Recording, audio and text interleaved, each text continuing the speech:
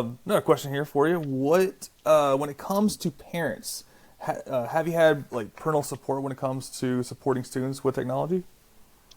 Yeah, parents really appreciate the option to be able to get some assignments online, like if their student is absent. I had one student last year. Can't remember what she was out for, but she was out for a good several days, maybe even a week. I can't recall. But her parent was very proactive about reaching out to me and saying, "Hey, look, we know she's going to be out. We don't want her to get behind. Is there any way you could, give us work for her to do?" And a lot of the time, that wouldn't be something that would be possible for someone who is, unavailable physically to receive paper assignments. So I was able to go in and assign her some of the digital versions of the same lessons we were doing. So when she came back, especially in math, she was right there with us because she had been doing the lessons online and it's all from the same curriculum. So she didn't get the hands-on part of it, but she still got the content in a different format that was available in the way that she was available. So she was able to come back and not have any gaps in her learning, and then didn't have to disrupt anyone else to try to show her. I mean, as much as we love the helpers in the class, anytime you have someone helping someone else on something that isn't building on their own knowledge, it can take away that opportunity for them to continue their own. So being able to leverage that technology to let them stay on track even when they're not physically present, it's a huge benefit. And I did have a few parents who were very um, proactive in seeking out those opportunities for sure. That's great, man. I mean, there's so many horror stories and public education that teachers have of parents kind of like pushing back and making it harder for them sometimes. But I'm glad that you've had good experiences. That's really great to hear. Yeah, it's one of those things where I thought for sure that parents would like the idea that, this trend of not having as much homework. But I've had parents, straight up ask me, like, can we get some work for them to do at home? Like, they want them to have the extra practice. They see the benefit of having that practice. As a kid, we all hated homework, but in honesty, it's a great way to solidify the day's learning by recapping it with your parent at home and having, a few extra practice problems. So the technology part of that really helps because a lot of Yeah, times the content is something that's not easily transferable to the home without that's that re- technology piece. So it's really game changing. that's a really good point. I mean, I remember growing up. I was pretty good about not having homework, and my mom was like, I would love to see your homework just to see where you're at, and just see what it is that you're learning, so that I can work with you on something. So the fact that and back when you and I were kids, there was no sharing technology that we have now. So I'm Oh sure yeah. it's a huge way of parents being able to connect with their kids, even while they're in school. Oh yeah. I mean, we even have we use a I don't know what they would categorize it as, but we use a piece of software called Class Dojo where the parents can monitor the behavioral, ups and downs of their students as they give and they receive and earn points, Hmm. receive, earn, and spend and lose points based on conduct and behavior and that kind of thing. And in addition to that, there's also something I'm looking to implement more this year actually. There's a way for the students to be able to share their work. And basically, what you do is you set up a kiosk, like a little station, or you can do it on a tablet or whatever. But I'm doing it as a station because we don't have tablets in my room. So you set it up, and then the student can just go in and click their name, and it'll activate the camera, and they can take a picture of what they're working on. And they can put it in it's like their portfolio, and only their parent can see it. So, Awesome. and it's all goes through the same app that they normally get their, points given and taken away for behavior. So it's really going to be I'm looking forward to implementing it next year at least to give that Yeah. extra layer of involvement with the parents to be able to keep up with what they're doing because I know about at least 50, at best, half the stuff I send home gets home. So it would be nice to be able to have that. I'm looking forward to That's it next year. that's true. The physical paper goes in their backpack, and it's like a black hole. It just never gets seen again. Yes, absolutely. All right. So earlier you talked about how there is technology that kids know, like what they know, right? You said something about that earlier. Yeah, Uh, absolutely. but there are things that they don't know, right? So here's a question, like kind of like hypothetical here. If you could reach out and tell every kid who's in second grade about to come into third grade what technology information they should know, what would some of that be? Something that they should go ahead and look up now so they can be ready for third grade. Wow, that's a good question. Take me a second to think about that one. I mean,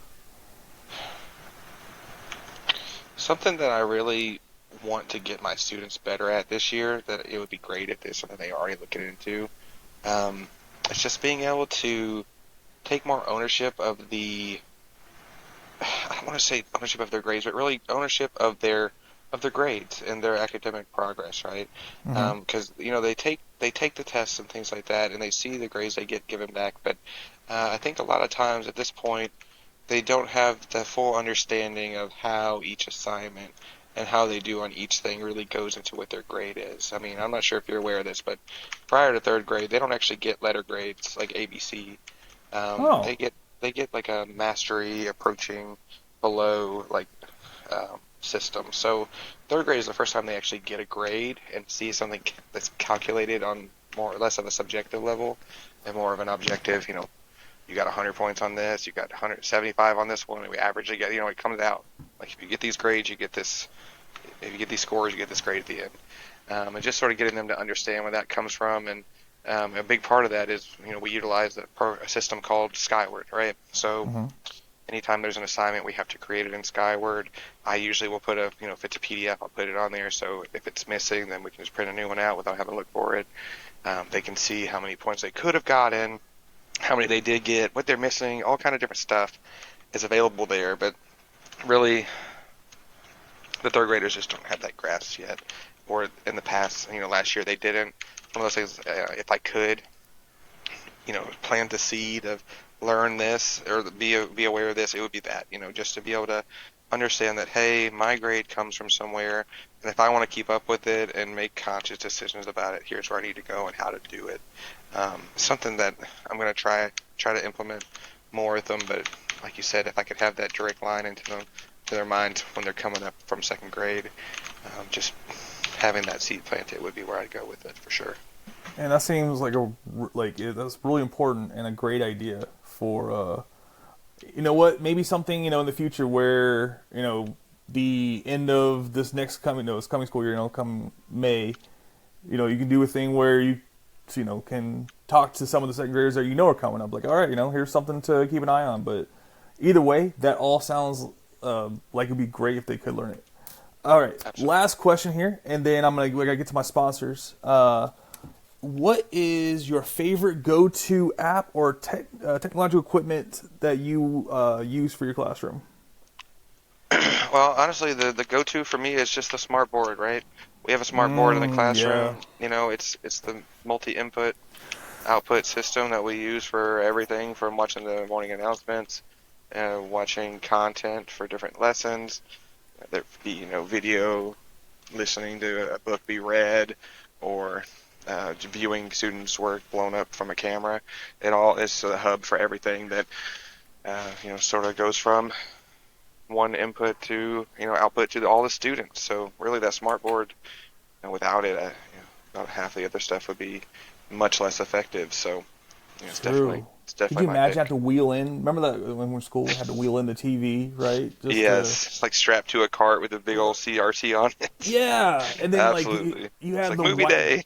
Yeah, movie day. You're like, no, it's just a short little education, but I have to wheel this all the way in from down the hallway, or Yeah, something like absolutely. the old school chalk system, man. You gotta you're trying to wipe all this chalk off; it gets everywhere. Yeah. Mhm. I agree. That smartboard is fantastic to have. So, all right. Well, thank you so much. Let me get here to my sponsors. They pay for this channel here. Introducing the Earwaxer 3000 by Earcore. Do you have a lot of earwax built up in your ears, David? Are you someone who has an excess Absolutely. amount? It's something of a problem. I try not to broadcast that out there, but I know I absolutely. do. It's something that bothers me all the time. Well, luckily, Earcore has come up with an amazing new product. Say goodbye to sticky situations. It features precision extraction. Our patented micro-robotics arms delicately excavate earwax like tiny archaeologists. It has soothing vibes. Enjoy a relaxing massage while the Earwaxer 3000 does its magic. Customize settings. Choose from gentle breeze to cyclone mode based on your earwax density. Now, me, I'm more of a cyclone mode kind of guy. I got tons of earwax there. All right, and then a built-in playlist. You can actually listen and groove to hits like Wax On, Wax Off, and Don't Stop Till You Get Enough while you're getting your earwax removed. It's a limited time offer, so get yours today. And Mr. Rainwater, I appreciate you coming on. You were a fantastic guest, and I hope you have an enjoyable rest of your summer. Yeah, thanks again for having me, and I look forward to talking to you again. All right, take care. Thanks, bye.